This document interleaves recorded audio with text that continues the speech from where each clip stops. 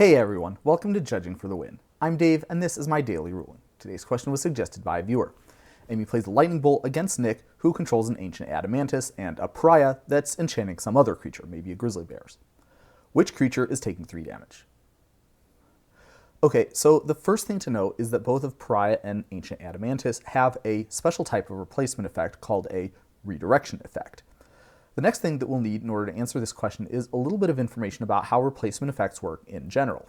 Anytime something is about to happen in the game checks to see if any replacement effects want to apply to it.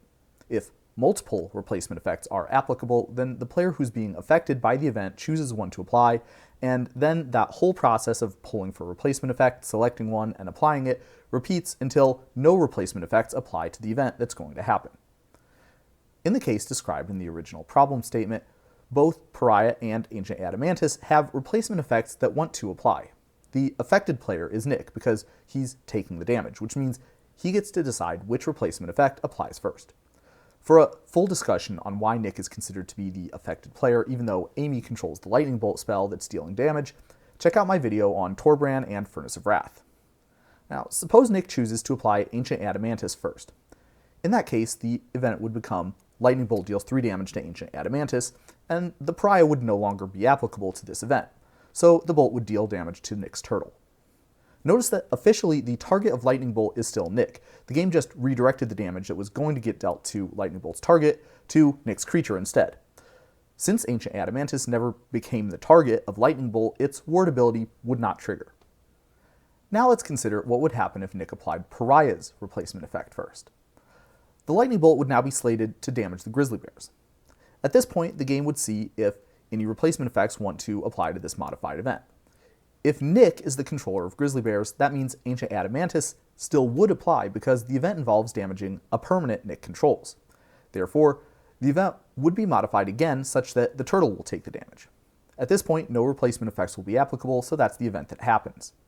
Now, in case you're wondering, there is a rule that says a replacement effect can only modify a given event once.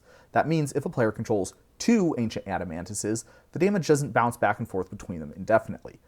Rather, one of them would apply, and then the other one, and after that, neither of their replacement effects would be able to apply to the event, so the last turtle to have its replacement effect apply would take the damage. And speaking of taking the damage, there's one other wrinkle to consider here. See, Pariah doesn't have anything on it that makes it enchant your own creature, so a lot of the time, it doesn't really make sense to do that unless the creature has indestructible or some other benefit from getting damaged. So maybe in this situation from our original problem statement, Nick didn't put the Pariah on his own grizzly bears, but rather on a bear that was controlled by Olive. And hey, just for fun, we'll say Olive also controls an ancient Adamantoise of her own. So in that case, after Amy casts the lightning bolt targeting Nick, Nick would still be the affected player, so he would choose whether to have the bolt's damage go to his turtle or Olive's bear.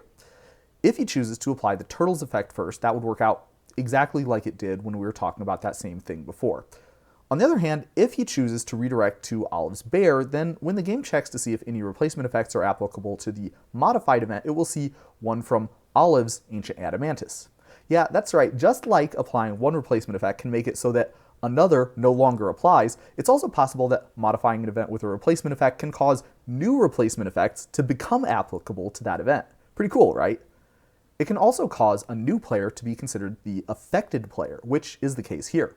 Observe how Olive now controls the permanent that's being dealt damage, which means that she is now the affected player for the purpose of deciding what replacement effect applies next.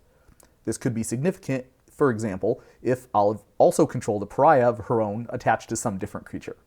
I'll leave it to the good people in the comments section to puzzle out exactly how that would end up. But that's all I have for you today. How did you do? Join me again next time for another daily ruling. Until then, I hope you have a great day.